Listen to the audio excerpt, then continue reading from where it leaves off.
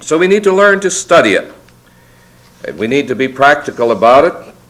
The Bible is such a huge book that for you to stand and look at it, or you take up the Bible, it's very discouraging even. It's too much for you. You can't begin to get at it. It seems so great. But when this is where there needs to be some practical approach to the Bible. As I was saying previously, there is no substitute for just plain Bible reading. There's absolutely no substitute for it. There are those Christians whose lives have been enriched because they have continued day after day and year after year systematically to read the Bible. The Bible tells that we're never to let up praying.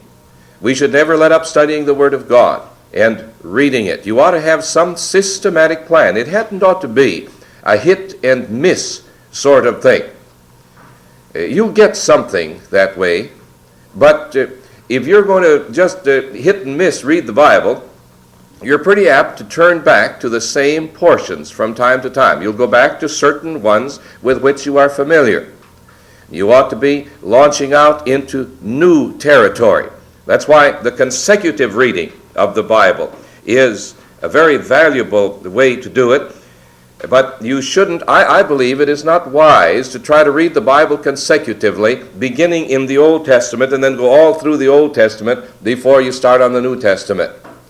You're going to get bogged down. There are going to be portions that you run into in the Old Testament. There are going to be days at a time when you have to face the fact you're not getting any particular edification.